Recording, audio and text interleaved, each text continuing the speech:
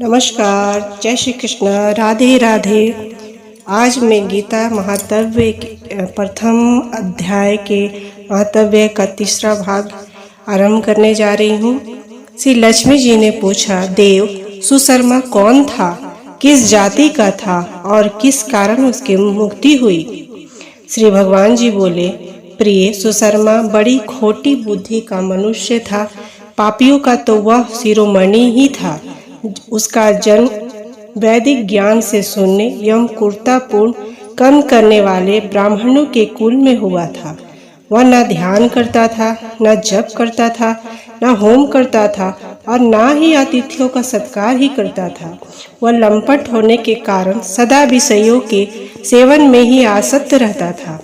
हल जोतना और पत्ते बेचकर जीविका चलाता था। उसे मदिरा पीने का व्यसन था तथा वह मांस भी खाया करता था।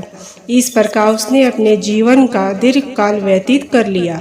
एक दिन मूर्ख बुद्धि सुशर्मा पत्ते लेने के लिए किसी ऋषि की वाटिका में घूम रहा था। इसी बीच में काल रूपी काले सर्प ने उसे डस लिया। सुशर्मा की मृत्यु हो गई।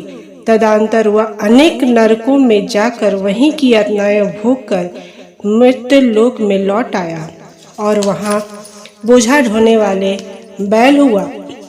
उस समय किसी बोझा ढोने वाले ने जीविका को आराम से व्यतीत करने के लिए उसे खरीद लिया। बैल के पीठ पर बोझा बार ढोते हुए बड़े कष्ट से 7-8 साल व्यतीत हुए। एक दिन बोझा ढोने वाले ने ऊंचे स्थान पर बहुत देर तक बड़ी तेजी के साथ उस बैल को घुमाया। इससे वह थक कर बड़े वेग से पृथ्वी पर गिरा, मूर्छित हो गया। उस समय वहां कौतूहलवश आकृष्ट हो बहुत से लोग एकत्रित हो गए। उस समय जन समुदायों में से किसी पूर्ण आत्मा व्यक्ति ने उस बैल के कल्याण करने के लिए अपना पुण्य दान किया। तत्पश्चात कुछ दूसरे लोगों ने भी अपने अपने पुण्यों को याद करके उन्हें उसके लिए दान किया। उस भीड़ में एक वेश्या भी खड़ी थी।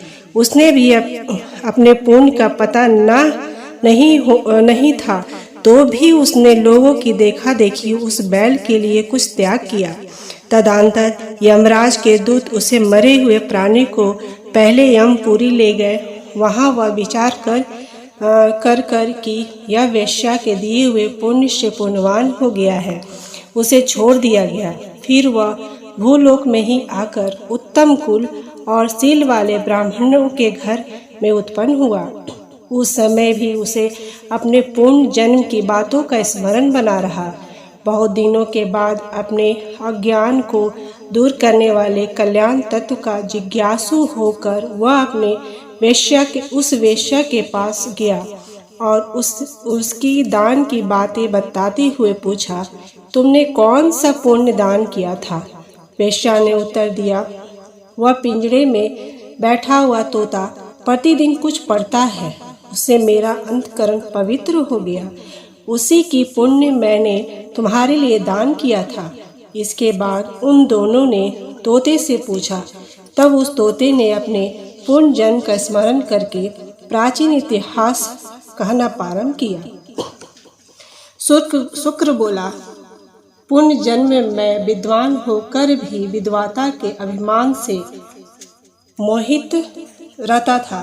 मेरा राग द्वेष इतना बढ़ गया कि मैं गुणवान विद्वानों के प्रति भी ईर्ष्यावान रखने लगा। फिर समय अनुसार मेरी मृत्यु हो गई और मैं अनेक घृणित लोगों में भटकता रहा। इसके बाद इस लोक में आया।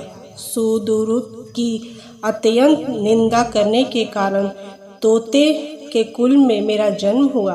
पापी होने के कारण छोटी अवस्था में ही मेरे माता पिता से वियोग हो गया। एक दिन मैं ग्रीष्म ऋतु में तपे हुए मार्ग पर पड़ा था। वहां से कुछ श्रेष्ठ मुनि मुझे उठा लाए और महात्माओं के आश्रम में के भीतर एक पिंजरे में उन्होंने मुझे डाल दिया।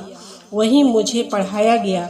ऋषियों के बालक बड़े आदर के साथ गीता के प्रथम अध्याय की आवृत्ति करते थे। उन्हीं से सुनकर मैं भी बार बार पाठ करने लगा।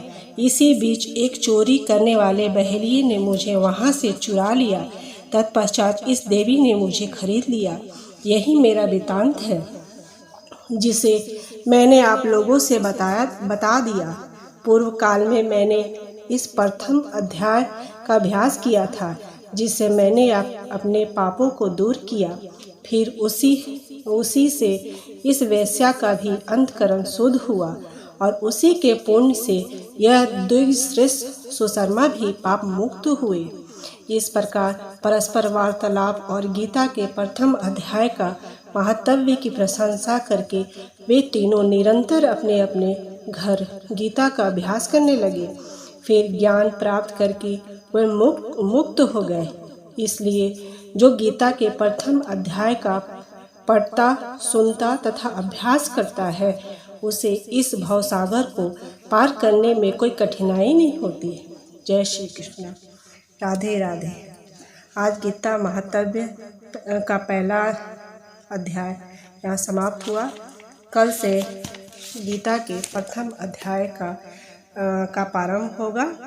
धन्यवाद।